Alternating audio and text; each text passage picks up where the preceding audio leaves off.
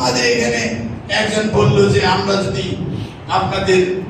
আপনারা আমাকে ম্যান্ডেট দেন তাহলে আমরা মদিনার সনদ দিয়ে দেশ চালাবো, ইসলামী শাসন হুকুমতের মতন করে আমরা দেশ চালাবো, শান্তিতে ঘুরিয়ে দিব দেশ। এরপরে তারে যখন বললাম যে এই যে একটা ঠেকায় পড়ে গেছে, এই সময় তো একটু ইসলামী শাসন দরকার, তো বলছে যে এটা তো মধ্যযুগের আইন, এটা তো আমাদের মানা সম্ভব না। কালকে বললেন নির্মাণ ওইটাই চালাবো, আজকে বলছে না এটা মধ্যযুগের, এটা এখন চালানো চাই। এই কোন মুনাফিক, কোন সিটার, কোন জালিয়াতি? কার সাথে আমি কথা বলতেছি? কে আমার সাথে কথা বলতেছি? তার মুখের কি দাম, আমার বা শোনার কি দাম আছে? তার কথা কেন আমি শুনতেছি? এবার সে কি কোন মুখ দিয়ে কথা বলতেছে? দুশ্চিন্তে ভরে যাচ্ছে। বলছে দুর্ভাগ্য হইলে ওদের যাদের কাছে আমার এই কিতাব পৌঁছে গেল। ভালো করে খেয়াল করে, দুর্ভাগ্য কাদের? বলছে যাদের কাছে আমার এই কিতাব চলে গেল, সে আহলে কিতাব হোক, ইহুদি নাসারা হোক, অথবা মাজুসি জিন্দিগি হোক, যাদের কাছে কোনো কিতাবাদি এতদিন পৌঁছেনি, কিন্তু আজকে তাদের কাছে এই কোরআনের আয়াত, কোরআন কিতাব সংবাদ পেয়ে গেছে। এই রকম সুযোগ যারা পাইল যে তাদের কাছে মান্না মান্নি সহজেই এই কিতাবের সংবাদ পৌঁছে গেল, এই লোকদের মধ্যে যদি ওমা ইয়াজহাদু বিআয়াতিনা ইল্লাল কাফিরুন, আল্লাহ রাব্বুল আলামিন বলছেন যে এই লোকদের মধ্যে যারা আমার এই আয়াতকে অস্বীকার করে বসে, আমার এই আয়াতকে অবজ্ঞা করে ফেলে, আমার আয়াতকে অবহেলা করে, ইল্লাল কাফিরুন, তারা কাফির ছাড়া আর কেউ না। বলেন নাউজুবিল্লাহ। তাহলে কোরআনের আয়াত বলছে যে কোরআনকে অস্বীকার করতে পারে না শুধু তারাই পারে যারা কাফির, যারা অমুসলিম। তাহলে এই আয়াত বলছে যে আয়াতের ভাষাটা হলো এরকম যে কাফির ছাড়া কোরআনের আয়াত অস্বীকার করে না। এটা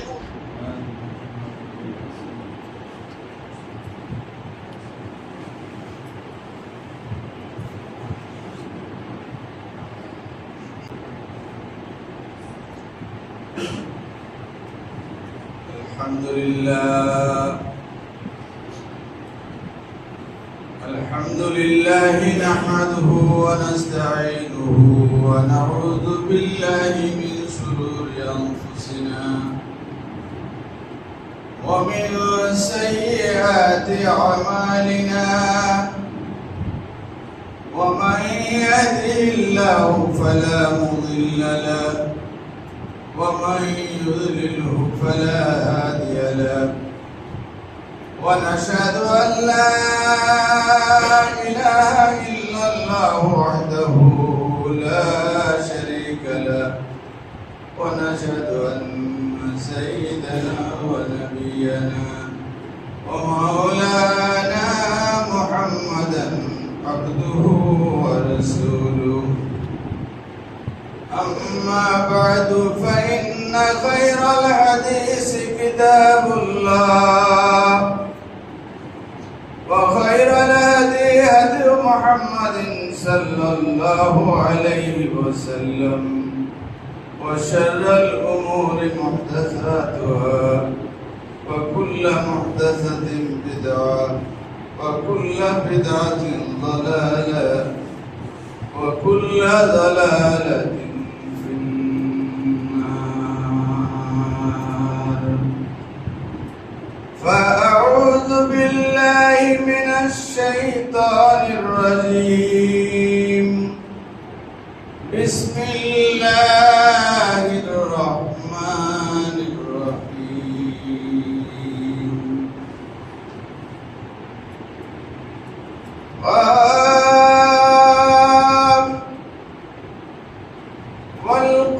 والقرآن المجيد بل عجبوا أن جاءهم منذر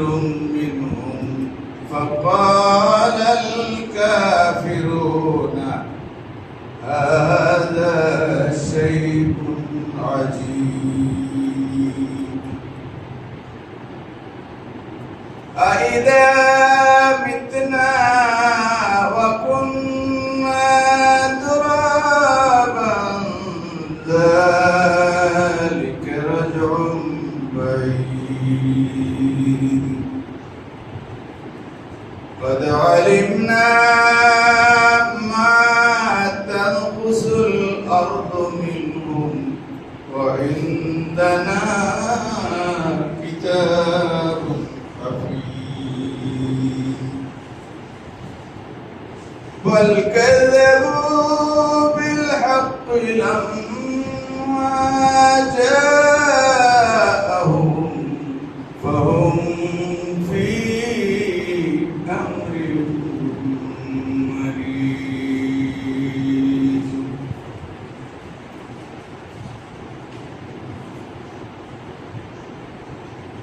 وقال جل شأنه أيضا في سورة العنكبوت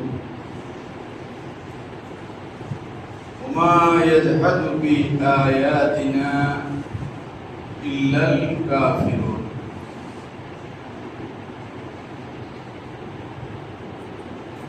উপস্থিত দিনদর্দি ভাই বন্ধুগণ, পবিত্র জুমার খুতবায় আপনাদের স্বাগত জানাচ্ছি। সকল প্রশংসা সে মহান আল্লাহ রাব্বুল আলামিনের জন্য, যিনি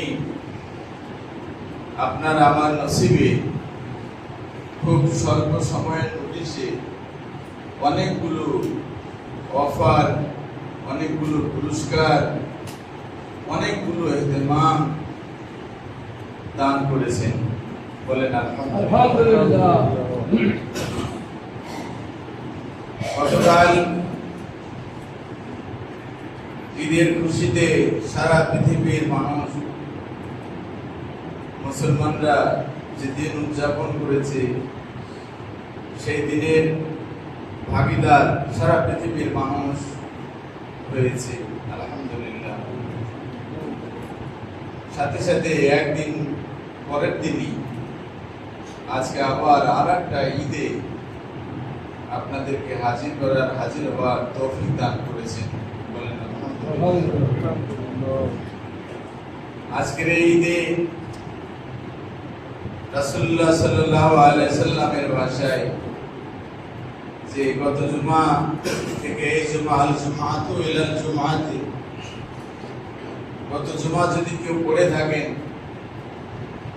সেই লোক যদি আজকের জুমায় হাজির হয়ে থাকেন, রাসূলুল্লাহ সাল্লাল্লাহু আলাইহি সাল্লাম বলছেন যে এই 7 দিনে আপনার আমার যদি গুনাহ হয়ে থাকে, শুধু হাজির হয়েছেন এই উসিলায় আল্লাহ আমার আপনার সেই গুনাহ মাফ করে দিবেন।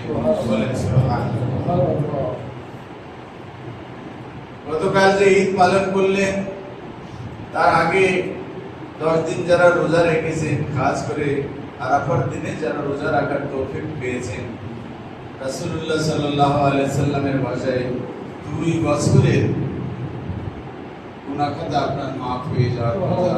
বলেন সুবহানাল্লাহ। এত খুশি, এত আনন্দ, এত অফার, এত পুরস্কার আল্লাহ রাব্বুল আলামিন আমাদেরকে দিয়েছেন। কিন্তু সাথে সাথে যে বিষয়টা আছে সেটা হলো যে যাদেরকে এই পুরস্কার দেওয়া হয়নি, তাদের যেমন হারাবার কিছু নাই, না পাবার একটা আকাঙ্ক্ষা, দুঃখ আছে। কিন্তু যে পুরস্কার পাইল, পুরস্কার পাওয়ার পরে যদি পুরস্কার হারিয়ে ফেলে, তাহলে তার যাতনা, তার কষ্ট, তার বেদনা, তার না পাওয়ার আকাঙ্ক্ষা ওই লোকের চেয়ে ডবলের পর ডবল হবে, কঠিন থেকে কঠিনতর হবে। যে আপনাকে ভালোবেসে আদর করে স্বর্ণ খচিত সোনার কবুতর আপনার হাতে তুলে দিল, সারা পৃথিবীকে আপনি দেখাবেন আমি এই স্বর্ণের সোনার কবুতরের মালিক, কিন্তু সেই সোনার কবুতর আপনার হাতের তালু থেকে যদি উড়ে চলে যায়, তাহলে দুঃখের শেষ নাই, আফসোসের শেষ নাই। ঠিক এমনি ভাবে যে আল্লাহ রাব্বুল আলামিন আমাকে আপনাকে এই পুরস্কার দিলেন, 2 বছরের গুনাহ মাফ করে দেওয়ার সুযোগ করে দিলেন, 7 দিনের গুনাহ খাতা মাফ করে দেওয়ার সুযোগ করে দিলেন। সারা পৃথিবীতে আপনি আল্লাহ রাব্বুল আলামিনের বান্দা হিসেবে পরিচিতি লাভ করবেন, ইহকালে আপনার শান্তি হবে, পরকালে আপনি জান্নাত থেকে মুক্তি পেয়ে জান্নাত লাভ করবেন। এই রকম সুযোগ সুবিধাগুলো আল্লাহ রাব্বুল আলামিন আপনাকে দিয়েছেন। কিন্তু আমার আপনার ভুলের কারণে, অবহেলার কারণে, গাফিলতির কারণে যদি সেই সুযোগটা হেলায় হারিয়ে ফেলি, তাহলে আমার মতন অভাগা, হতভাগা এই পৃথিবীর আর কারো হওয়ার কথা না, আর কারো হওয়ার কথা। ঠিক এমনি ভাবে রাসূলুল্লাহ সাল্লাল্লাহু আলাইহি ওয়াসাল্লামের সেই হাদিস আপনাদের জানা আছে যে আমাদের অনেকের মা বাপ নাই, অনেক এতিম হয়ে আমরা দুনিয়াতে আসছি। এতিমের গল্প আপনারা শুনেছেন। এতিম আল্লাহ রাব্বুল আলামিন তার রহমতের ছায়া সব সময় তার মাথায় দিয়ে রাখে। কেউ যদি এতিমকে সহায়তা করে, তাহলে সেই দয়া ওই লোকটার কাছেও চলে যায় যে ওই এতিমকে দয়া করে। এত মর্যাদা তার আছে। কিন্তু যেই লোক মা বাপ পেয়েছে, সে তো আর এতিম না, সে আর এতিম না। এতিমের এত গুণাগুণ, এত সওয়াব আমরা শুনলাম, তো এই লোক তো মনে মনে এতিম হইতে চাবে যে তাইলে আমার এতিম হয় ভালো ছিল, আল্লাহ রাব্বুল আলামিনের রহমতের ছায়া আমার মাথায় থাকতো। কিন্তু তার তো মা বাপ আছে, সেটা এতিম চাইলে এতিম হতে পারছে না। তো সেখানে আল্লাহ রাব্বুল আলামিন তাকে এই ফজিলত দিচ্ছেন যে এতিম না হইও তুমি এতিমের চেয়েও বড় মর্যাদা পেতে পারো। সেটা হলো যদি তুমি কি করতে পারো, পিতা মাতাকে রাজি খুশি করতে পারো। বলেন সুবহানাল্লাহ। রাসূল সাহেব বললেন রিদাল্লাহ ফি রিদাল ওয়ালিদাইন, সাখতাল্লাহ ফি সাখতিল ওয়ালিদাইন। যেই লোক তার পিতা মাতাকে রাজি করতে পেরেছে, আল্লাহ রাব্বুল আলামিন নিশ্চয়ই তার উপরে রাজি খুশি হয়ে যাবেন। বলেন সুবহানাল্লাহ। কিন্তু যে লোক পিতা মাতাকে রাজি করতে পারে নাই, অথবা পিতা মাতা তার উপরে নাখুশ হয়ে আছে, বেজার হয়ে আছে, অসন্তুষ্ট হয়ে আছে, তো হাজারো বন্দেগী থাকার পরেও আল্লাহ রাব্বুল আলামিন ওই বান্দার উপরে কি হয়ে যাবেন? বেজার হয়ে যাবে, নাখুশ হয়ে যাবে। কেন? যে জান্নাত পাওয়ার এত সস্তা বিষয় তার সামনে দিয়ে দিলাম, শুধু রাজি খুশি করতে পারলে সে জান্নাত পেয়ে যাইতো, অথচ এই দায়িত্বটা জান্নাত পাওয়া ছাড়াও তার করা লাগতো। এই দুনিয়ায় যে আমরা আসলাম পিতা মাতার কারণে আসছি, পিতা মাতার কারণে আমরা বড় হয়েছি। এই জিন্দেগি, এই যৌবন, এই দুনিয়া সব কিছু ভোগ করতে পারতেছি কার জন্য? পিতা মাতার জন্য। তাহলে জান্নাত বাদ দেন, রাসূলের নির্দেশ বাদ দেন, কোরআনের আয়াত বাদ দেন, সব কিছু বাদ দিয়ে যদি চিন্তা করেন, তাহলে একজন ছেলে বা মেয়ে পিতা মাতার খেদমত করা জরুরি কিনা? জরুরি। কোরআনের নির্দেশ দরকার নাই, হাদিসের নির্দেশ দরকার নাই, জান্নাত পাওয়ার লোক দরকার নাই। এমনি একটা মানুষ যদি বিবেকবান হয়, তার বিবেক যদি খোলা থাকে, তাহলে বোঝা যাচ্ছে যে তার জীবনে পিতা মাতার যে ভূমিকা, এই ভূমিকাকে স্বীকৃতি দিতে গেলে তার গায়ে চামড়া খুলে যদি বাবা মার জুতা বানিয়ে দেয়, তাও সে ঋণ শোধ হবে না। তাহলে পিতা মাতার এমনি খেদমত করা লাগতেছিল, সেখানে বাড়তি আল্লাহ রাব্বুল আলামিন বললেন যে তার সাথে যদি তুমি শুধু আমাকে সামনে রেখে মনে করো আমি তোমাকে বলেছি পিতা মাতার দিকে তুমি খেয়াল রেখো, এইটুকু মনে রেখে যদি ওই ফরজ কাজটাই করে, তার ইনসানিয়াত, মানবতার যে দায়িত্বটা এইটুকু যদি আদায় করে, তাহলেও আমি কি হয়ে যাব? রাজি খুশি হয়ে যাব। বলেন সুবহানাল্লাহ।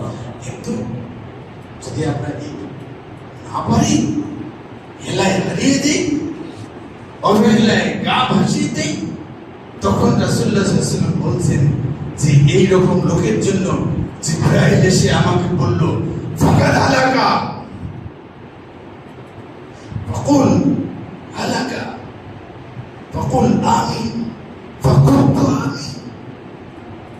জিবরাইল আলাইহিস সালাম এসে রাসূলুল্লাহ সাল্লাল্লাহু আলাইহি ওয়াসাল্লাম মসজিদের মেম্বারে বসে আছেন, তখন এসে সংবাদ শোনালেন যে এই রকম যে লোকটার ভাগ্য সমুন্নত হয়েছে, যে তার নসিব হয়েছে পিতা অথবা মাতা অথবা দুইজনের যে কোনো একজনকে তার হাতে পেয়েছে, তার সামনে তাকে খেদমত করবার সুযোগ পেয়েছে। খেদমত করলে সে জান্নাত পেয়ে যাবে, কিন্তু খেদমত করে যদি জান্নাত নিতে না পারে, তো জিবরাইল আলাইহিস সালাম বলছে যে এই লোক জান্নাতে যাওয়ার কোনো রাস্তাই খুঁজে পাবে না। ফাকাদ হালাকা, সে ধ্বংস হয়ে গেছে, ধ্বংস হয়ে যাক এই লোক। এই লোকের জন্য আমার কোনো সিফাত নাই, আমি তার জন্য বদদোয়া করতেছি। হে নবী, আপনি আমার এই দোয়ায় বলেন আমিন। আমি বললাম আমিন। জিবরাইল বলছে আমি দোয়া করতেছি ওর জন্য বদদোয়া, যে জান্নাতের কোন রাস্তাই খুঁজে পাবে না, যেন না পায়। যে এত সুযোগ দেওয়ার পরে সে খেলায় খেলায় রাখি। তো ঠিক এইরকম ভাবে আল্লাহ রাব্বুল আলামিন আমাদেরকে যে জিনিস দিয়েছেন, এই জিনিসের উসিলায় আমি আর আপনি সহজে জান্নাতে চলে যেতে পারবো।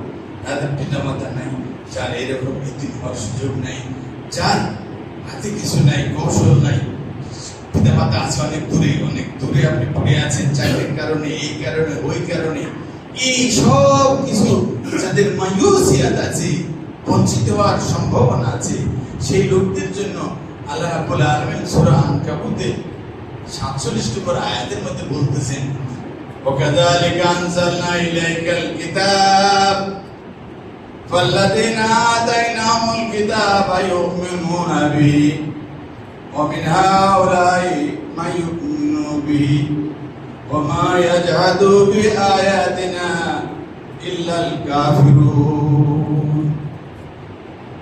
আল্লাহ রাব্বুল আলামিন সুসংবাদ দিচ্ছেন যে আগে 1,64,000 নবীকে যেরকম নবুয়ত দিয়েছি, কিতাব দিয়েছি, আয়াত দিয়েছি, আমি আপনাকেও এইরকম একটা কিতাব দান করলাম। বলেন সুবহানাল্লাহ। এরকম একটা কিতাব দান করলাম, কোরআন দান করলাম। ফাল্লাযীনা আতাইনাহুমুল কিতাব, আপনার আগে যে লোকদেরকে কিতাব দিয়েছিলাম, সেই লোকদের মধ্যে যারা এখনো আপনার সামনে আপনার এই নবুয়তের সময় বেঁচে আছে, আপনার এই নবুয়তের কালে তারাও বেঁচে আছে, বেঁচে থেকে তারা বুঝতে পেরেছে যে আগে যে কিতাব পাঠিয়েছিলাম এটাও আমার পক্ষ থেকে জিবরাইলের মারফতে আপনার কাছে এসেছে। এ যারা বুঝতে পেরেছে, যাদের কপাল খুলে গেছে, ইউমিনুনা বিহি, তারা এই কিতাবের উপরে ঈমান এনেছে। ওয়া মিন হাউলাই, আর যাদের কাছে আগে কোনো কিতাব আসে নাই, যারা ইহুদি না, যারা নাসারা না, এইরকম ভাবে আসমানি কিতাব যাদের কাছে আসছে, তাদের কেউ এখন হয়তো বেঁচে নাই। যাদের কাছে কিতাব আসছে সেই লোকদের মধ্যে যারা ঈমান আনলো, ফাবিহা, তাহলে তো তাদের কপাল খুলে গেল। আর যাদের কাছে কিতাব আসে নাই, কিতাবের নাম শুনে নাই, এই রকম লোকদের মধ্য থেকে মাইয়ুমিনু বিহি, যারা এই কোরআনের সত্য বুঝতে পেরে এর উপরে ঈমান আনলো, তাদের কপাল খুলে গেল। বলেন সুবহানাল্লাহ। কিন্তু দুর্ভাগ্য কাদের? দুর্ভাগ্য হলো যে আগেও কিতাব পাইছিল, তাদের জন্য তো কোরআন বোঝা সহজ হয়ে গেছে, কারণ তারা নবীর ইচ্ছা জানে, আল্লাহর সাথে নবীদের সম্পর্ক জানে, তাদের সাথে আল্লাহ লেনদেন কি তারা বুঝতে পারে। সুতরাং কোরআনে যে আদেশ নির্দেশ আসছে এটা তো তারা সহজেই বুঝতে পারছে। আর যাদের কপাল খুলে গেছে, কিতাব আদি জানে না, নবী রাসূল জানে না, চিনে না, আমাজন জঙ্গলে বাস করে হাজার হাজার কোটি কোটি দিন পার হয়ে গেছে, নবীর নবুয়তের খবর জানে না, কিতাবের সুসংবাদ তারা পায়নি, তাদের মধ্যেও যদি কেউ এই কিতাব শুনে, কিতাব জেনে দেখে ঈমান আনতে পারে, তাহলে তারা তো বিনা হিসেবে জান্নাতে চলে যাবে। বলেন সুবহানাল্লাহ। কিন্তু দুর্ভাগ্য কাদের? বলছে দুর্ভাগ্য হলো ওদের যাদের কাছে আমার এই কিতাব পৌঁছে গেল। ভালো করে খেয়াল করেন, দুর্ভাগ্য কাদের? বলছে যাদের কাছে আমার এই কিতাব চলে গেল, সে আহলে কিতাব হোক, ইহুদি নাসারা হোক, অথবা মাজুসি জিন্দিগি হোক, যাদের কাছে কোনো কিতাবাদি এতদিন পৌঁছেনি, কিন্তু আজকে তাদের কাছে এই কোরআনের আয়াত, কোরআন কিতাব সংবাদ পেয়ে গেছে। এই রকম সুযোগ তারা পাইল যে তাদের কাছে মাগনা মাগনি সহজেই এই কিতাবের সংবাদ পৌঁছে গেল। এই লোকদের মধ্যে যদি ওমা ইয়াজাদু বিআয়াতিনা ইল্লাল কাফিরুন, আল্লাহ রাব্বুল আলামিন বলছেন যে এই লোকদের মধ্যে যারা আমার এই আয়াতকে অস্বীকার করে বসে, আমার এই আয়াতকে অবজ্ঞা করে ফেলে, আমার আয়াতকে অবহেলা করে, ইল্লাল কাফিরুন, তারা কাফির ছাড়া আর কেউ না। বলে নাউজুবিল্লাহ। তাহলে কোরআনের আয়াত বলছে যে কোরআনকে অস্বীকার করতে পারে না শুধু তারাই পারে যারা কাফির, যারা অমুসলিম। তাহলে এই আয়াত বলছে যে আয়াতের ভাষাটা হলো এরকম যে কাফের ছাড়া কোরআনের আয়াত অস্বীকার করে না। এটাকে উল্টায় বলে যারা অস্বীকার করে তারা কি আয়াত উল্টায়। আয়াত আল্লাহ বলছে যে কোরআনের আয়াত অস্বীকার করতে পারে না কাফের ছাড়া। তাহলে যারা অস্বীকার করে তারা কি কমপক্ষে তারা মুসলমান না, মুসলমান। কিন্তু মুশকিল যেটা হয়ে যায়, এই দুর্ভাগ্য যাদের আছে তাদের তো কপাল পোড়া। কিন্তু আমার আপনার মতন যারা নামাজ পড়তেছি, রোজা রাখতেছি, হজ করতেছি, এই কুরবানির সময় 15 লাখ টাকার ছাগল কিনে কুরবানি দিলাম, এই লোকদের মধ্যে যদি এইরকম অভাগা দুর্ভাগা হয়ে যায়, সেটা দুই কারণে হয়। একটা হইল যে নাদান, ইচ্ছাকৃত ভাবে অহমিকায়, নিজের অহংকার আত্মমর্যাদার গরিমায় এই গরিব মানুষগুলো মসজিদে আসা যাওয়া করে, তাদের সাথে একভাবে এক কাতারে বসবে কি করে, এক প্লেটে খাবে কি করে, এক জায়গায় বসে এসে তাসবিহ শুনবে কি করে, এই রকম আত্ম অহমিকায় ঢুকে এই দলে আর ভিড়তে চায় না। আর একটা হলো বুঝিত কারণে ওইরকম ঘটনা ঘটতে পারে। আমি সহজ করে আপনাকে একটা উদাহরণ দিই, ভুল বোঝাবুঝি কিরকম হয়। আপনারা জানেন যে তাবলীগে ইসলাম ভারত থেকে শুরু হয়েছে, এরপরে সারা পৃথিবীতে ছড়িয়েছে। সারা পৃথিবীতে তাবলীগ ইসলাম গেছে, কিন্তু সারা পৃথিবীতে ভারতের যে বাংলাদেশের বেশি নাম হয়েছে তাবলীগ ইসলাম হিসাবে, তাবলীগ জামাত হিসাবে হয়েছে। কেন? যে বড় যে জামায়াতটা হয়, সেই জামায়াতটা হয় কোথায়? বাংলাদেশ।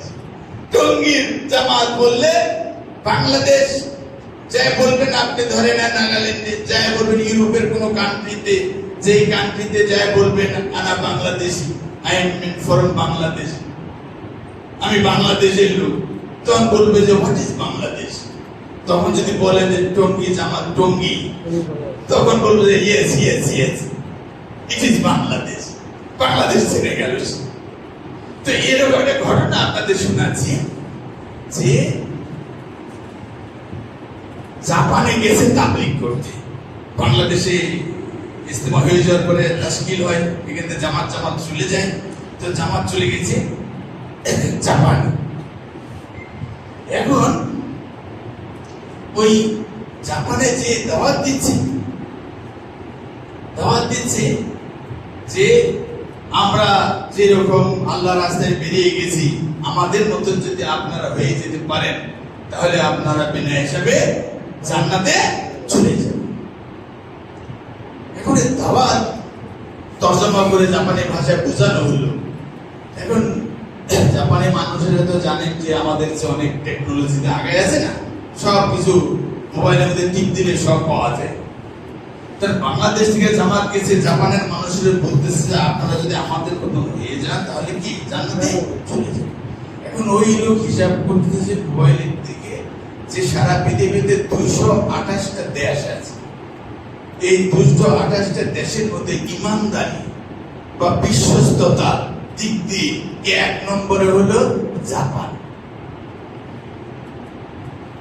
ইমানদারি, বিশ্বস্ততা, আমানতদারি, ঠকাবে না, দুর্নীতি করবে না, এই যত গুণ আছে এই গুণে পৃথিবীর 228টা দেশের মধ্যে 1 নম্বর সিরিয়ালে কে? জাপান। আর পাকিস্তান হলো 143 নম্বর সিরিয়াল, বাংলাদেশ হইল 200 নম্বর সিরিয়াল।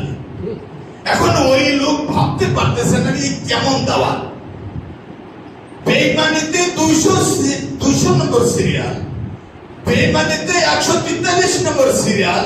এই লোকে জাপানের লোকের দাওয়াত দিতেছে, যদি আপনারা আমাদের মতন হয়ে যান আপনারা জান্নাতে চলে যাবেন। তো বলছে ওই জান্নাত আমার দরকার না। কেন হইল?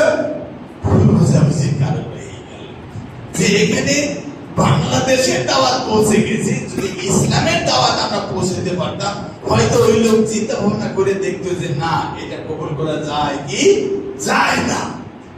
বাংলাদেশ থেকে যখন চলে গেছে, পাকিস্তান থেকে যখন চলে গেছে, তখন ওই জাপানের মানুষ এই কোরআনের আয়াত পাওয়ার পরেও কোরআনের আয়াতকে স্বীকার করতে সাহস পাচ্ছে না। যে পৃথিবীর 1 নম্বর দেশ হলে জাপান, আমরা জাপানি সততায়, বিশ্বস্ততায় 1 নম্বরে, কাউরে ঠকাই না, কাউরে ইয়া করি না, কোনো অন্যায় করি না।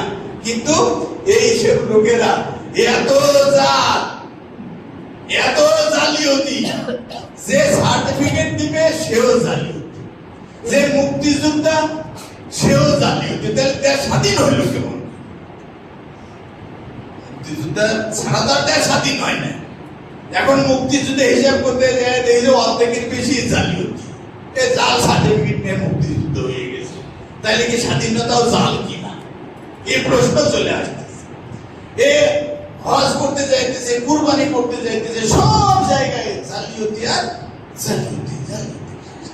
ভুল বোঝাবুঝির কারণে এরকম ঘটনা ঘটে যেতে পারে। আমাদের এখানে একজন বলল যে আমরা যদি আপনারা আমাকে ম্যান্ডেট দেন, তাহলে আমরা মদিনার সনদ দিয়ে দেশ চালাবো, ইসলামী শাসন হুকুমাতের মতন করে আমরা দেশ চালাবো, শান্তিতে ভরিয়ে দিব দেশ।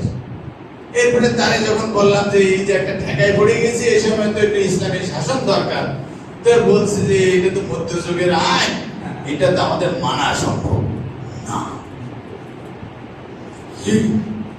কালকে বললেন ইমান ওইটাই চালাবো, আজকে বলছে না এটা মধ্যযুগের, এটা এখন চালানো যায় না। এই কোন মুনাফিক, এই কোন সিটার, এই কোন জালিয়াতি? কার সাথে আমি কথা বলতেছি? কে আমার সাথে কথা বলতেছি? তার মুখের কি দাম, আমার বা সোনার কি দাম আছে? তার কথা কেন আমি শুনতেছি? এবার সে কি কোন মুখ দিয়ে কথা বলতেছে? দুশ্চিন্তায় পড়ে যাচ্ছে। এখন যেই বিষয়টা নিয়ে আলোচনা হয়েছে সেই বিষয়ে আমি একটু আপনাদের আজকে এই জুমার সংক্ষিপ্ত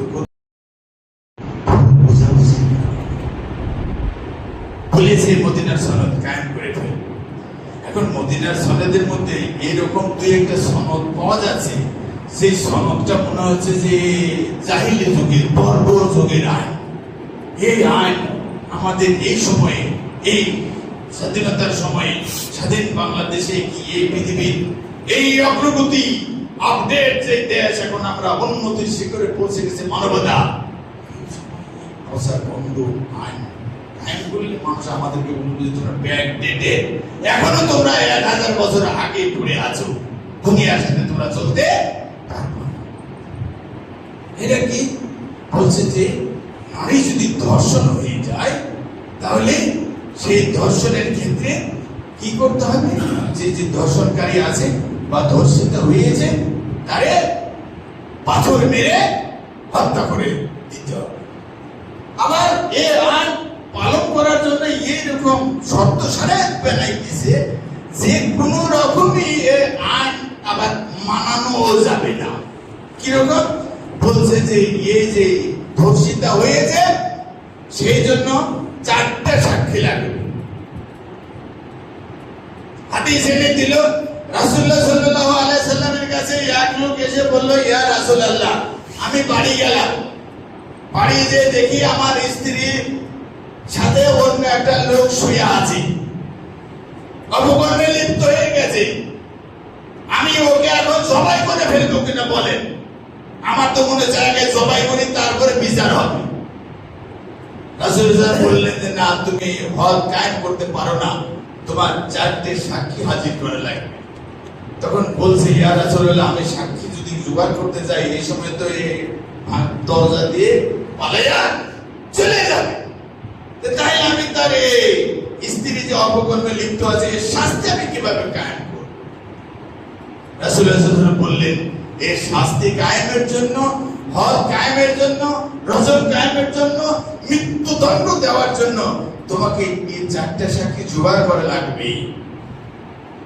এই হাদিসকে সামনে এনে এই আধুনিক যুগের উর্বর মস্তিষ্কের মানুষগুলো বলতেছে, এটা ভরপুর যুগের আইন। নিজ চোখে দেখতে পাচ্ছি স্ত্রী ঘরে অন্য একটা লোক ঢুকে অপকর্মে লিপ্ত হয়ে আছে, আমি তাকে বেঁধে গলায় দড়ির আশা লাগাইতে পারবো না, 4 সাক্ষী জোগাড় করতে যাব, এ পালিয়ে যাবে, তাহলে এই আইন বাস্তবায়ন হবে কিভাবে? আবার একটা মেয়ে ধর্ষিত হয়ে গেল, সাজ্জল্যমান সব কিছু প্রমাণ সেখানে চলে আসলো, সে ধর্ষক স্বীকার করতেছে যে আমি ধর্ষণ করেছি, আমি তাকে হত্যা করে মেরে ফেলেছি। কি করতে হবে? ধরে এখনই তাকে সঙ্গে সার করে দাও, রজম মেরে, পাথর মেরে দুনিয়া থেকে নিঃশেষ করে দাও, মৃত্যুদণ্ড কায়েম করো। ওখানে চার্জ ছাড়া হচ্ছে না, আবার এখন এখানে তাকে রাস্তায় দাঁড় করিয়ে দিয়ে সবার সামনে তাকে মৃত্যুদণ্ড দিয়ে দাও। এই কোন ধরনের কথা? তো বুঝে আসে না। যার জন্য বলছি যে ভরপুর যুগের আইন তখন হয়তো মানানো গেছে, এখন এই স্বাধীন চেতা পৃথিবীর মানুষদেরকে এইরকম আইন মানানো যাবে না। কিন্তু আল্লাহর যে আয়াতটা আপনাদের সামনে পড়েছি, এই আয়াতটা কি বলছে? ওয়া ইয়াজহাদু বিআয়াতিনা ইল্লাল কাফিরুন, যে কেউ যদি আমার কোন একটা আয়াতকে ব্যঙ্গ করে, অস্বীকার করে, তুচ্ছ-তাচ্ছিল্য করে, ইস্তাহজিউ, ঠাট্টা পর্যন্ত করে, ঠাট্টা উপহাস করে, সে আর মুসলমান থাকতে পারে না। বিশেষ করে যারা সহিহ আকীদা মানে তাদের কাছে এটা খুব ভালো করে জানা যে ঈমান আনা যায়, কিন্তু ঈমান যে কোনো সময় ভেঙেও যেতে পারে। যেটা অন্য যারা আকীদায় আছে, সহিহ আমল নাই, তারা কিন্তু জানে যে ঈমান একবার আসলে যাওয়ার কোনো কায়দা নাই, যাওয়ার কোনো কায়দা নাই। লা ইলাহা ইল্লাল্লাহ পড়েছে, হাদিস বলছে মান ক্বালা লা ইলাহা ইল্লাল্লাহ ফাদাখালাল জান্নাহ, সে জান্নাতে চলে যাবে। ওই হাদিস নিয়ে বসে আছে, কিন্তু ঈমান যে ভাঙতে পারে মাঝখানে, এর কোনো হাদিস নাই। কিন্তু আপনারা জানেন যে কমপক্ষে 10টা কারণ থাকতে পারে যেই কারণে আপনি লা ইলাহা পড়তেছেন, তারপরও প্রমাণ হবে আপনার কাছে ঈমান নাই। তো ওই আয়াত বলতেছে যে সেই লোক তো আর এখন মুসলমান না, মুমিন না। তাহলে ভুল বোঝাবুঝিটা হইল কোথায়? আপনারা যদি একটু কান খাড়া করে আমার দুটো কথা শোনেন, তাহলে ভুল বোঝাবুঝিটা ক্লিয়ার হয়ে যাবে। সেটা হলো যে ইসলামে যে আইন করেছে, জেনার বিচার করে, ধর্ষণের বিচার করে, এই বিচারটা এখানে তাফসিল ওয়ার একটা বর্ণনা আছে। অর্থাৎ ছেলে আর মেয়ে যে অবৈধ মিলামেশা হয়, এই অবৈধ মিলামেশাটা ইসলাম 2 দাগে বর্ণনা করেছে। আপনার জমির দাগ আছে না, খতিয়ান একটা, কিন্তু দাগ আলাদা। তো খতিয়ানের দিকে তাকাইলে বলতে পারবো যে আমরা একই খতিয়ানের লোক, কিন্তু যদি দাগ নম্বর জিজ্ঞেস করি তখন বলতে হবে কি ওনার দাগ আলাদা, আমার দাগ আলাদা। তো ইসলাম বলে যে ধর্ষণ যে জিনিসটা, জেনা যে জিনিসটা, খতিয়ান একটা। কি খতিয়ান? যে ওখানে বিবাহ বহির্ভূত ভাবে একটা ছেলে একটা মেয়ের সাথে মেলামেশা হয়েছে। এই খতিয়ানের দিক দিয়ে যদি তাকান, তাহলে জেনাও যেখানে পড়বে, ধর্ষণও সেখানে। কিন্তু দাগ নম্বর যদি দেখেন, তাহলে দেখবেন জিনা এটার দাগ নম্বর আলাদা, আর ধর্ষণ এটার দাগ নম্বর আলাদা। দাগ নম্বর যেহেতু আলাদা, মালিকানা যেহেতু আলাদা, সুতরাং এখানে বিচারটাও হবে আলাদা, বিচারটাও হবে আলাদা। কিন্তু দুর্ভাগ্য হলো যে আমরা ওই দাগ নম্বরে না এসে ওই খতিয়ানের দিকে তাকাইয়া দুইটারে কি করেছি, গোলমাল করে ফেলেছি। বোঝানোর জন্য আপনাদের বলি, জিনা এই শব্দটার আরবি ভাষায় দুইটা অর্থ আছে। একটা অর্থ হলো আল ফুজুর, আরেকটা অর্থ হলো আল তাবয। একটা হলো পাপ, ফুজুর মানে পাপ। এই ফুজুর শব্দটা বাংলা হলো দ্বিখণ্ডিত করা, কোন একটা ভালো জিনিসকে দুই ভাগে ভাগ করে ফেলে দিলে ওই জিনিসটার সেই যে পূর্ণতা সেটাকে আর থাকলো না। তো এটা জেনাকে কেন বলা হয়? বলছে জেনা হলো দুইজন নারী পুরুষের মিলামেশার জন্য আল্লাহ রাব্বুল আলামিন যে মানবিক নিয়ম দিয়ে দিয়েছেন, সেটা হলো যে তোমরা যে সমাজে বাস করবা, এই সমাজে বাবা মা ভাই বোন আত্মীয় স্বজন পাড়া প্রতিবেশী সবাই ঢোল বাজাইয়ে জানাইয়ে দাও যে আমরা এখন এই ছেলেটা এই মেয়েটা একত্র করে দিলাম। এই যদি করে দাও তাহলে দেখবা যে ওই বাবার বাড়িতে আরেক ঘরে ছেলে আর মেয়ে, ওই বউ জামাই আর বউ ঘর সংসার করতেছে। শ্বশুর বাড়িতে যে সবার সামনে এক ঘরে আপনারা তাকে দিয়ে দিচ্ছেন, তাতে কোনো লজ্জার বিষয় আছে? এই সহমত, এই বিধানটাকে ভেঙে আপনি বিবাহের আগে দুইজন ছেলে মেয়ে রাজি খুশি হয়ে মিলামেশা করে ফেললো। তাহলে আল্লাহ যে বিধানটা দিছে, মানুষের বিবেক যে বিধানকে কবুল করে, সেই বিধানটা আপনি কি করলেন? দ্বিখণ্ডিত করিয়ে দিলেন। এই জন্য এই কাজটাকে আরবি ভাষায় বলা হয় জিনা। আরেকটা মানে হলো আযযায়ক, মানে হলো সংকুচিত করা, সংকোচ বোধ করা। আপনারা জানেন যে বিবাহ যখন হয়ে গেল, ওই ছেলে মেয়ে একসাথে চলতে ফিরতে ঘুরতে বাইরেতে যাইতে আসতে কখনোই সংকোচ বোধ তারা করে না।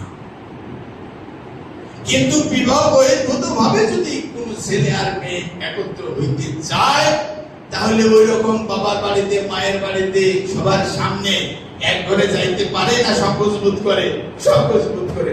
ওইটাকে বাংলায় বলা হয় পরকীয়া। সরব সরব ভাব আছে। এই দুই কারণে এই রকম মেলামেশাটার নাম আরবি ভাষায় বলা হয় জিনা। এখন এই জিনা কুরআন হাদিসে বলছে দুই রকমের হইতে পারে।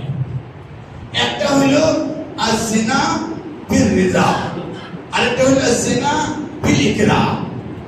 মানে হলো দুইজন ছেলে মেয়ে রাজি খুশিতে এইরকম মিলামেশা যদি হয়, তার নাম হইলো এমনি যে জিনা, জিনা আপনারা বলেন এই জিনা। রাজি খুশিতে দুইজনের সম্মতিতে অবৈধ সম্পর্ক যদি গড়ে ওঠে, এইটার নাম হইলো জিনা। সন্তুষ্টি ভাবে এই জিনা প্রতিষ্ঠিত হইল।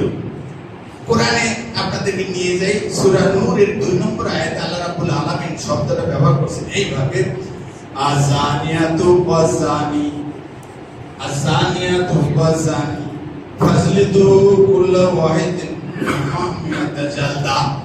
বলছে যে জিনাকারিনী মহিলা, জিনাকারিনী যে ছেলেটা, এই দুজনের যদি অবিবাহিত হয় তারা, তাহলে 100 করোনা মেরে দাও, জেলখানা বন্দী করো, দেশান্তর করো, এই করো সেই করো বলে একটা আইন দিয়ে দিল। দেখেন খেয়াল করে না, জানিয়া জিনাকারিনী মহিলা, জিনাকারিনী পুরুষ, এই দুজনের কথা উল্লেখ করলো। তাহলে এই যে কাজটা, এই কাজটা কে করতেছে? ওই মহিলা আর ওই পুরুষ দুজনে রাজি খুশি হয়ে এই ঘটনাটা ঘটাইছে। এই জন্য দুইজনকে বলা হচ্ছে দুইজনই এই কাজে সমান অংশীদার, এই জন্য জিনাকারিনী বলা হচ্ছে। তার মধ্যে একটু খেয়াল করেন কোরআনের ভাষাটা, জানিয়া জানি, জিনাকারিনী মহিলা, তারপরে বলছে পুরুষ। তো মহিলাকে আগে নিয়ে আসছে কেন? আমরা তো দেখি এই যত অঘটন ঘটতেছে সে কে ঘটাচ্ছে? পুরুষ। ঘটনাটা কে ঘটাচ্ছে? পুরুষ ধর্ষণ। তো মহিলাকে আল্লাহ রাব্বুল আলামিন আগে নিয়ে আসে। বলছে আল্লাহ রাব্বুল আলামিন আগে নিয়ে আসেন এই জন্য যে এই কাজটা সংগঠনের জন্য, এই কাজটা ঘটে যাওয়ার মূল কারণ হিসাবে এই মহিলা ওই পুরুষটাকে যদি প্রাথমিকভাবে প্রলুব্ধ করে না থাকে, তাহলে ওই পুরুষটা হঠাৎ করে একটা মেয়ের উপরে ঝাঁপিয়ে পড়ে না। সেই জন্য মহিলাকে আগে উল্লেখ করে আল্লাহ রাব্বুল আলামিন এই আইনটা জারি করেছেন। তাহলে এতে বোঝা গেল কি, যে অবৈধ কাজ, বিবাহ বহির্ভূত কাজ যদি দুইজন রাজি খুশি হয়ে করে, সেটার নাম হইল জিনা। আর অবৈধ কাজ, বিবাহ বহির্ভূত কাজ, কিন্তু দুইজনের একজন সন্তুষ্ট না, রাজি না, যে কোনো পক্ষ, হয় মহিলা রাজি না, নইলে পুরুষ রাজি না, এই রকম ভাবে যদি ঘটনাটা ঘটে যায়, তাহলে সেইটার নাম হবে জিনা বিল ইকরা, যার বাংলা হলো সন্ত্রাস, জবরদস্তি অথবা ধর্ষণ। এর বাংলা কোরআন সূরা নূরের 18 নম্বর আয়াতের মধ্যে আল্লাহ রাব্বুল আলামিন এই ব্যাপারে আপনাকে বলছেন, লা তুকরিহু ফাদায়াতিকুম আলাল বিগা ইন আরাদনা তাহাসুনা লিতাবদাউ আরাদাত দুনিয়া ওয়া মা ইউকরিহুন্না ফাইনাল্লাহা মিন বাদি ইকরাহিহিন্না গফুরুর রহিম। আল্লাহ রাব্বুল আলামিন বলছেন যে তোমরা মেয়েদেরকে জোর জবরদস্তি করে এই রকম খারাপ কাজে বাধ্য করো না। যদি কেউ জোর জবরদস্তি করে এই কোন মহিলাকে এই কাজে বাধ্য করে, ফাইনাল্লাহা গফুরুর রহিম, আল্লাহ রাব্বুল আলামিন যে অত্যাচারিত হইল, যে ধর্ষিত হইল, আল্লাহ তাকে ক্ষমা করে দিবেন। তাহলে কাজটা কি ফিরি ফিরি মাফ হয়ে যাবে? বলছেন না, ফিরি ফিরি মাফ হবে না। রাসূলুল্লাহ সাল্লাল্লাহু আলাইহি ওয়াসাল্লাম বলতেছেন, ফাইনাল ইসমা আলা মান ইউকরিহুন্না, তবে এই অঘটন ঘটানোর পিছনে যত গুনাহ হবে, এই সমস্ত গুনার ভার নিতে হবে মান ইউকরিহুন্না, যে এই মহিলাকে জবরদস্তি করে এই কাজ করতে বাধ্য করেছে। বলেন নাউজুবিল্লাহ মিন যালিক। তাহলে ইসলাম যে বর্ণনা দিচ্ছে দাগ হলো দুইটা, একটা দাগের নাম জিনা, আর একটা দাগের নাম ধর্ষণ। এখন এই জিনা আর ধর্ষণ দুইটার শাস্তি যেহেতু খতিয়ান একই রকমের শাস্তি প্রায় হবে, দুইটারই মৃত্যুদণ্ড আছে, কিন্তু দাগ নম্বর আলাদা হয়ে যাওয়ার কারণে এই দাগ প্রমাণ করার জন্য আপনার যে সাক্ষী শপথ লাগবে, সেই সাক্ষী শপথগুলো ভিন্নতা আছে। ভিন্নতা কি? ভিন্নতা হইল যে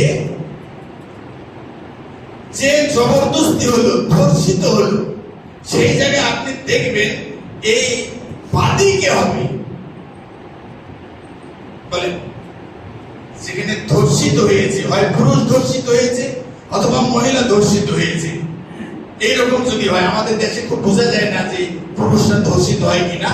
ইউরোপিয়ান কান্ট্রিতে চলে যান, আফ্রিকায় চলে যান, সেখানে পুরুষরা বাধ্য হয় এরকম কাজ করতে, না এলে তার জান ফানা ফানা হয়ে যায়।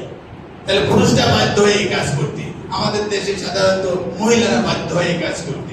তাহলে এই যে কাজে লিপ্ত হইলো, বাধ্য হইলো, এখানে দাবি নরমালি কে করে? যে ধর্ষিত হয়েছে, যে মাজলুম হয়েছে, যে অত্যাচারিত হয়েছে, এই দাবি করে যে আমার এরকম ভাবে অন্যায় করে এই কাজ করেছে, বাদী হয়ে যায়।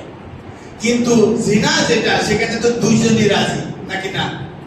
দুইজনে রাজি, দুইজনে রাজি হয়ে যাওয়ার কারণে ওই দুইজন নরমালি কি হয় না?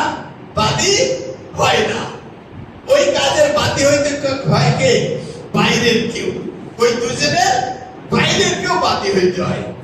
ভালো করে খেয়াল করেন, তার দুইটা হয়ে যাওয়ার কারণে দুই রকমের সাক্ষী এখানে লাগতেছে।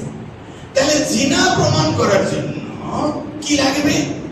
সেখানে রাসূলুল্লাহ সাল্লাল্লাহু আলাইহি ওয়াসাল্লাম আমাদেরকে দেখাইলেন যে জিনা সাব্যস্ত হওয়ার জন্য আপনাদেরকে যেভাবে বলে বেড়াচ্ছে, চারটা সাক্ষী ছাড়া জিনা সাবিত হবে না, শাস্তি দেওয়া যাবে না, হদ কায়েম হবে না। একটু আগে যে হাদিসটা আপনাদের শোনালাম, ওই স্বামী যে বাড়িতে গেল, যায় দেখলো, ওই হাদিসে বোঝা যায় কয়টা সাক্ষী লাগবে? 4টা সাক্ষী লাগবে, না হলে হদ কায়েম হবে না, শাস্তি কায়েম হবে না। কিন্তু হাদিস বলছে, রাসূলুল্লাহ সাল্লাল্লাহু আলাইহি ওয়াসাল্লাম বলছেন যে না, তোমার ব্যাখ্যাটা ঠিক না। কি ব্যাখ্যা? বলছে যে জিনা সাবিত হওয়ার জন্য 2টা জিনিস লাগে। এক, শাহাদাতুহুমা আও শাহাদাতু আহাদিহিমা। যারা এই কাজ করেছে রাজি খুশি হয়েই করেছে, তারা 2জন যদি সাক্ষী দেয় যে আমরা 2জনে এই কাজ করেছি, তখন আর কি লাগবে না? 4 সাক্ষী লাগবে না। আর যদি শাহাদাতে আহাদিহিমা, 2জনের যে কোনো একজন বলে যে আমি কি করেছি, এই কাজে লিপ্ত হয়ে গেছি, তখনও এই 4 সাক্ষী লাগবে না। ওরা নিজেরা সাক্ষী দিলে জিনা হদ, মৃত্যুদণ্ড, পাথর মেরে হত্যা করতে হবে, ওটা কায়েম হয়ে যাবে। বুখারীতে যান, মুসলিমে যান, 2টা আলাদা আলাদা হাদিস আছে। একটা হাদিস হলো মায়েজ বিন আব্দুল মালিক নামে এক সাহাবী ছিলেন, সেই সাহাবী এরকম একটা ঘটনা ঘটাই ফেলেছেন। এরপরে রাসূলুল্লাহ সাল্লাল্লাহু আলাইহি ওয়াসাল্লামের কাছে এসে বলতেছেন, ইয়া রাসূলুল্লাহ তাহিরনি, আমি মৃত্যুর আগে পবিত্র হয়ে দুনিয়া থেকে বিদায় হতে চাই। আমি যে কাজ করে ফেলেছি, এই কাজ আমার জন্য মৃত্যুদণ্ড ওয়াজিব হয়ে গেছে, আমার উপর মৃত্যুদণ্ড আপনি সাবিত করে দেন, আমি মরে দুনিয়া থেকে পবিত্র হয়ে যেতে চাই। রাসূলুল্লাহ সাল্লাল্লাহু আলাইহি ওয়াসাল্লাম মুখ ফিরিয়ে নিলেন, না রে বাবা, কি বলো তুমি উল্টো পাল্টা? সাক্ষী আছে? কেউ নাই। মুখ ফিরিয়ে নিলেন, আমার এদিক দিয়ে চলে আসে, এসে বলে, ইয়া রাসূলুল্লাহ তাহিরনি, আমি মরার আগে পবিত্র হয়ে মরতে চাই, আমার ক্লিয়ার করে দেন। আবার মুখ ফিরিয়ে নিলেন। এইভাবে 4 বার, 4দিকে ঘুরে 4 বার ওই লোক একই দাবি করতে থাকলো। এরপরে তখন রাসূলুল্লাহ সাল্লাল্লাহু আলাইহি ওয়াসাল্লাম বললেন, কি হয়েছে বেটা বলো। এরপরে ঘটনা বললেন। বলার পরে রাসূলুল্লাহ সাল্লাল্লাহু আলাইহি ওয়াসাল্লাম তার উপরে এই পাথর মেরে মৃত্যুদণ্ড কায়েম করে দিলেন। বুখারী বলছে, বুখারীর হাদিসে রাসূলুল্লাহ সাল্লাল্লাহু আলাইহি ওয়াসাল্লাম বলছে, শোনো মদিনার মানুষেরা, শোনো দুনিয়ার মানুষেরা, শোনো, এই লোক যেই তওবা করে, আজকে যেই তওবা করে দুনিয়াতে বিদায় হলো, এই তওবা যদি পুরো মদিনার মানুষের উপরে ভাগ করে দেওয়া হয়, অর্থাৎ সমস্ত মদিনার মানুষ যদি এইরকম অপকর্মে লিপ্ত হয়ে যেত, তাতে যদি তওবা জমির হতো, তাহলে এই মায়ের যে তওবা সবার গুনাহ মাফ করে দিতে পারত। সুবহানাল্লাহ, এমন বড় তওবা করছে। আরেকটা হাদিস মুসলিমে আছে, ইমরা গামিদিয়া, গামিদ নামে এক পুত্র ছিল। ওই পুত্রের একজন মহিলা এইভাবে রাসূলুল্লাহ সাল্লাল্লাহু আলাইহি ওয়াসাল্লামের কাছে এসে বলল, ইয়া রাসূলুল্লাহ তাহিরনি, আমারে পবিত্র করে দুনিয়া থেকে যাইতে দেন। দুনিয়া জিন্দেগি আজকে মরলেও মরবো, 1000 বছর পরে মরলেও মরবো, দুনিয়া আমার থাকা হবে না, সুতরাং আমি পবিত্র হয়ে দুনিয়া থেকে বিদায় নিতে চাই। রাসূলুল্লাহ সাল্লাল্লাহু আলাইহি ওয়াসাল্লাম, কি হয়েছে? তখন রাসূলুল্লাহ বললেন যে এরকম আমি অপকর্ম করে ফেলছি। বলছে, অপকর্মের সাক্ষী কি? এরপরে মহিলা বলল, আমি গর্ভবতী হয়ে গেছি। রাসূলুল্লাহ ফিরাই দিলেন, যাও, তোমার কোনো শাস্তি হবে না, আগে এই গর্ভ শেষ করো, 9 মাস 10 দিন এই বাচ্চা দুনিয়াতে আসবে, তারপরে যদি থাকে তাহলে হবে, না হবে না, এর আগে যদি দুনিয়া থেকে চলে যেত শেষ হয়ে গেল। এরপরে ও বাচ্চা হয়ে গেল, বাচ্চা নিয়ে তাড়াতাড়ি চলে আসে কোলে নিয়ে, 3 দিনের বাচ্চা কোলে নিয়ে, রাসূলুল্লাহ আমার বাচ্চা হয়ে গেছে, আমার তাড়াতাড়ি পবিত্র করে দুনিয়া থেকে বিদায় নিবার সুযোগ করে দেন। রাসূলুল্লাহ বললেন যে না, তোমাকে বিদায় দেওয়া যাবে না, কারণ এই বাচ্চা এখন দুধ খাচ্ছে, এর দুধ খাওয়া শেষ না হওয়া পর্যন্ত আরেকজনের কাছে তো দিতে পারবো না, সুতরাং আরো 2 বছর যাও, একে দুধ খাওয়াও, তারপরে যদি সময় থাকে তারপরে আবার আসবা। আবার 2 বছর পরে এই মহিলা চলে আসে, তারপরে তার কাছে দেওয়া হয়েছে। রাসূলুল্লাহ সাল্লাল্লাহু আলাইহি ওয়াসাল্লাম তার উপরে এই শাস্তি বিধান করে দিলেন, হত্যার শাস্তি হয়ে গেল। রাসূলুল্লাহ এই মহিলার সময় বলেছিলেন যে এই মহিলা যে তওবা করে দুনিয়াতে গেল, এই তওবা যদি মদিনার আশেপাশের মানুষ সবার উপরে ভাগ করে দেওয়া হয়, সবার জন্য যথেষ্ট হয়ে যেত। বলে সুবহানাল্লাহ, কি বলে বুখারী মুসলিমের হাদিস, কি বোঝা গেল? 4 জন সাক্ষী লাগবে কি লাগবে না?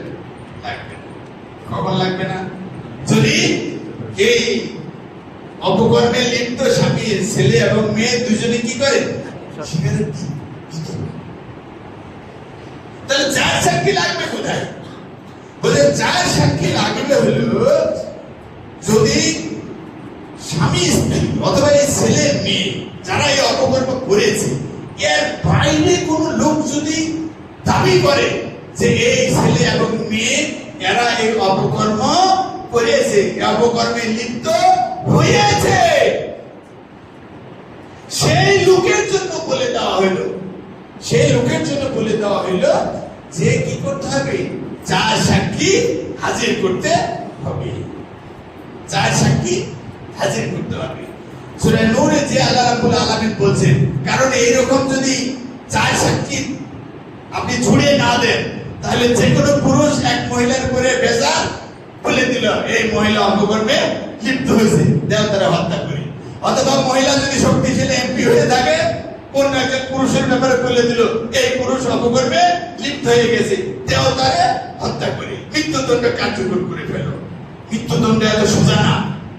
সেই জন্য যে দাবি করবে এই স্বামী ছেলে এবং মেয়ে যারা অপকর্মে লিপ্ত হয়েছে, তাদের বাইরে কেউ যদি দাবি করে যে এরা এই অপকর্ম করে, সে এই দাবির সপক্ষে তাকে কি করতে হবে, 4টা সাক্ষী দিতে হবে।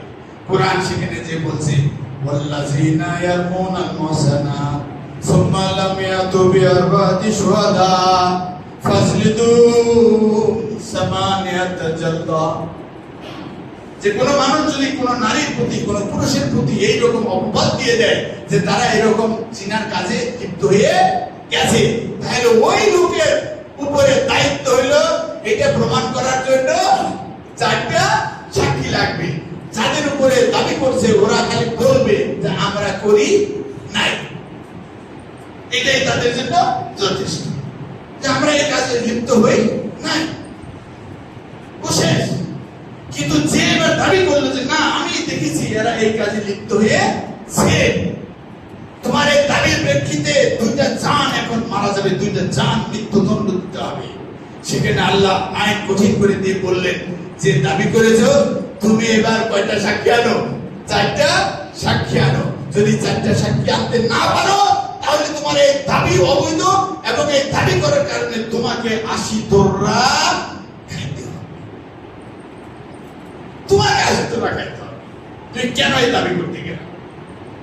আইনটা কঠিন করার। আর স্বামী আর স্ত্রীর মধ্যে যদি এই ঝগড়া বেঁধে যায়, স্বামী বলতেছে আমার স্ত্রী পরকীয়ায় লিপ্ত হয়েছে, স্ত্রী বলতেছে আমার স্বামী পরকীয়ায় লিপ্ত হয়েছে, সেখানে যেহেতু তাদের ঘর ভাঙার সুযোগ আছে, সেই জায়গায় আল্লাহ রাব্বুল আলামিন বললেন না যে এখনই তোমার 4 সাক্ষী আনো।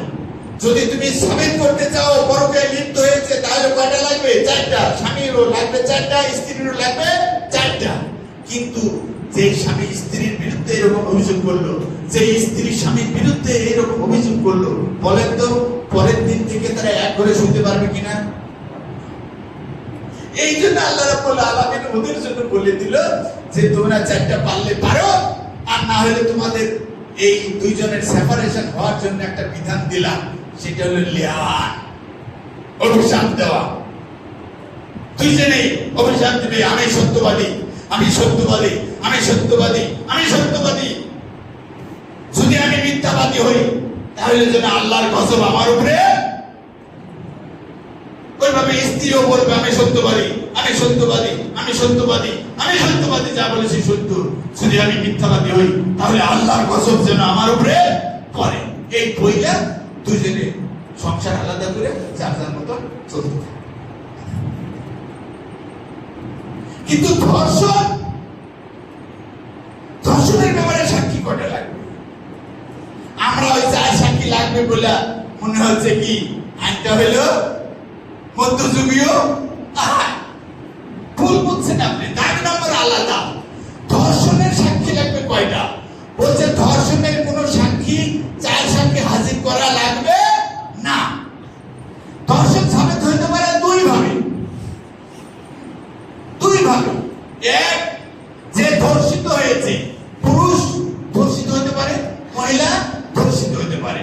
যে ধর্ষিত হয়েছে সে যদি দাবি করে যে আমি ধর্ষিত হয়েছি, আমি ধর্ষিত হয়েছি, এই বলে সে যদি প্রমাণ দিতে পারে যে হ্যাঁ সে সত্যি সত্যি ধর্ষিত হয়েছে, যার বিরুদ্ধে ধর্ষণের অভিযোগ করবে সেটা যদি সে নিজে প্রমাণ করতে পারে, তাহলে আর কোনো সাক্ষী লাগবে না। ওই মহিলার সাক্ষীতে ডাইরেক্ট ওই ধর্ষকের উপরে মৃত্যুদণ্ড কায়েম হয়ে যাবে। বুখারীতে একটা হাদিস আছে, রাসূলুল্লাহ সাল্লাল্লাহু আলাইহি ওয়াসাল্লাম হায়াতে জিন্দেগিতে বেঁচে আছেন, এক মহিলা সে নামাজে বেরিয়ে পড়েছে, ফজরের অন্ধকারে দূর থেকে তাকে আসতে হয় মসজিদে, কিন্তু রাস্তার পথের মধ্যে এক লোক দেখা এবং সেই লোক ওই সুযোগে কাম সেরে নিয়েছে। এরপরে ওই মহিলা এসে রাসূলুল্লাহ সাল্লাল্লাহু আলাইহি ওয়াসাল্লামের কাছে এই বিচার দিলেন, ইয়া রাসূলুল্লাহ, আমি আসতেছিলাম, এই সময় রাস্তার ভিতরে এই ঘটনা ঘটে গেছে। তারপর রাসূলুল্লাহ বললেন, তুমি কি লোকটাকে চিনতে পারবো? বলছে, হ্যাঁ, আমি তাকে চিনতে পারবো। এরপরে ওখানে যাকে যাকে সন্দেহ করা হলো তাদেরকে নিয়ে আসা হলো। নিয়ে আসলে ও মহিলা বলল যে এই লোক এই কাজ করেছে। তারপরে ওই লোককে জিজ্ঞাসা করা হলো এবং সে স্বীকার করলো। স্বীকার করার পরে নির্দেশ দিলেন, এই লোকটারে মৃত্যুদণ্ড কার্যকর করে ফেলো পাথর মেরে। আর এই মহিলাকে বললেন, তুমি তোমার বাড়িতে চলে যাও, কারণ শাস্তি তোমার উপরে হবে না। একটু আগে শুনেছেন না আয়াতে, যে যে বাধ্য হয় আল্লাহ তার গুনাহ কি করবে? মাফ করে দিবে। তাহলে এই অপকর্মের গুনাহ কোথায় যাবে? যে এই কাজ করতে বাধ্য করেছে, এই কাজ করতে বাধ্য করেছে, তার উপরে গুনাহ যাবে। সুতরাং এটা হলো একটা, মহিলা দাবি করবে, ধর্ষিত লোক দাবি করবে অথবা মহিলা দাবি করবে, প্রমাণ হয়ে গেলে সাথে সাথে মৃত্যুদণ্ড কার্যকর। ও আপিল লাগবে না, ট্রায়াল লাগবে না, কেস লাগবে না, তদন্ত লাগবে না, কিছু লাগবে না, ডাইরেক্ট প্রমাণ হয়ে গেল, কাম সেরে দেয়। এখন ধর্ষিত হয়েছে, এরপরে তাকে মেরে ফেলেছে অথবা ছেড়ে চলে গেছে।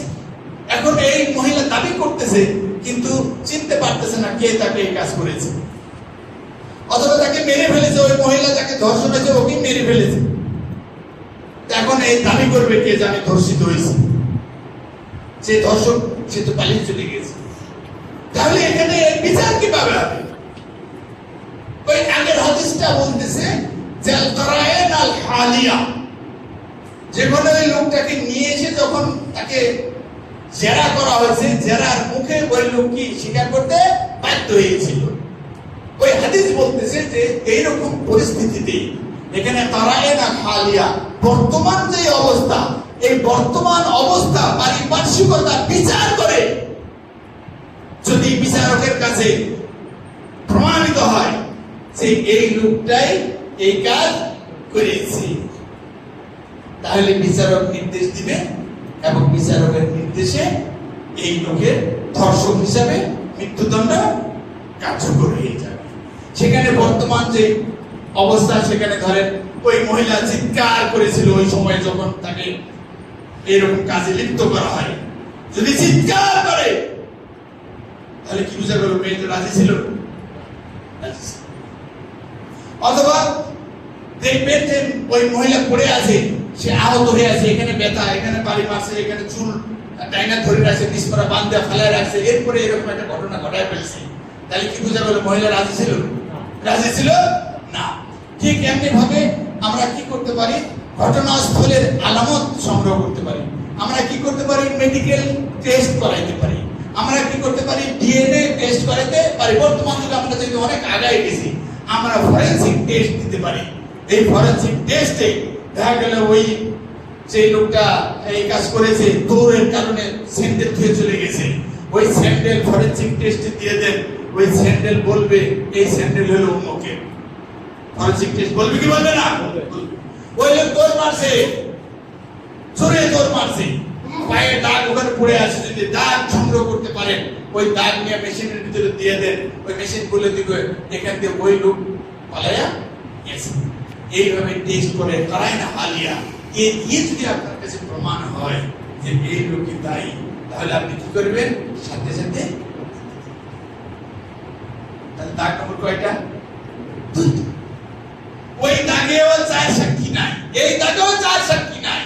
চার সাক্ষী হলো কোন লোক যদি অপবাদ দেয়, বাদী হয় যে এই মহিলা বা পুরুষ এই অপকর্মে লিপ্ত হয়েছে, তাহলে ওই লোকের দায়িত্ব হলো চার সাক্ষী হাজির করা। ওই লোকের দায়িত্ব, যদি সে না পারে তাহলে এই শাস্তি কে পাবে? ওই লোক। কুরআন বলছে এর 80 তোমরা মারবা, আর এর নামটা ইন্টারনেটে লেখা পিছনে লাল স্টার চিহ্ন দিয়ে দিবা, স্টার চিহ্ন। স্টার চিহ্ন দিয়ে দিলে যখনই এই লোক তার নাম কোনো পরবর্তী সময়ে কারো সাক্ষী দেওয়ার জন্য জরুরত হয়, বাবা মারা গেছে, ছেলে মারা গেছে, বউ মারা গেছে, আরেকজন আহত হয়েছে, এই হয়েছে, সে হয়েছে, এই লোকের সাক্ষী যতদিন বেঁচে থাকবে গ্রহণ করা হবে না। এবং এই লোক মিথ্যুক হিসাবে এই সমাজে যতদিন বেঁচে থাকবে পরিচিত হয়ে থাকবে। খালি একটা শাস্তি না যে আশুদ্ধনা মারবে, আশুদ্ধনার পরেও শাস্তি হইলো তার সাক্ষী কোনোদিন কবুল করা হবে না। 3 নম্বর হলো এই সমাজে এইরকম লোক আপনি জানেনই, এর মরা ছাড়া কোনো উপায় থাকে কারণে আপনি যে ফুট করে মধ্যে বলে ফেললেন মধ্যযুগী আয়, কারে বললেন? কবির কারে বললেন? কোরআনে।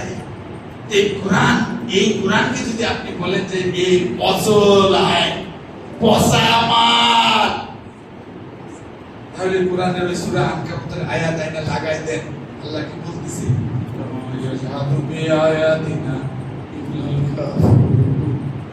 যে আমার এই আয়াতকে কেউ ভৎসনা করতে পারে না, ঠাট্টা করতে পারে না, অস্বীকার করতে পারে না, ঘৃণা করতে পারে না, যদি না সে অমুসলিম হয়ে যায়, যদি না ইমানদার লোক তার ইমান অমুসলিম হয়ে যায়।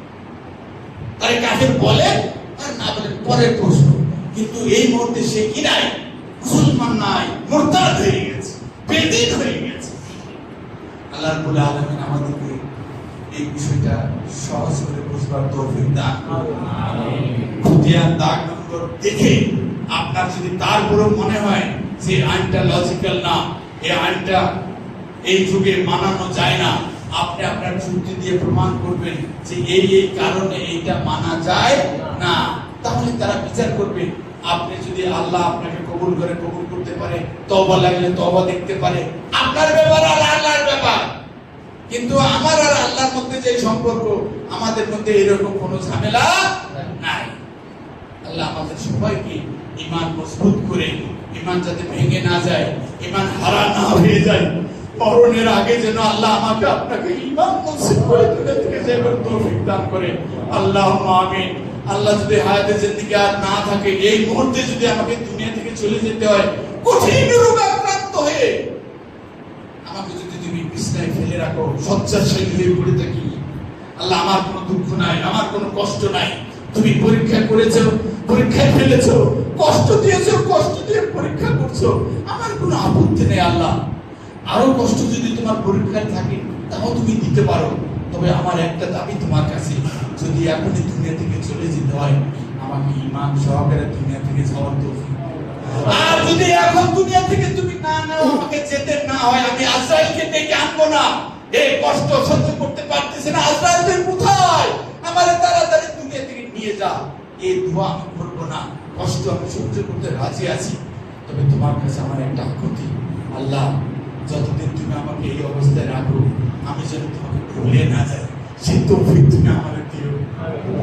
আমি যেন তোমাকে ভুলার দিকে থেকে মাহরুম না হই, তোমার শরৎ থেকে যেন আমি মাহরুম না হই, তোমাকে দূর থেকে তোমার দূরে যেন আমি না চলে যাই, আমাকে তুমি তোমার সেই বন্ধনে বেঁধে রাখো, সেই তৌফিক তুমি আমাকে দিও। আল্লাহ আমিন।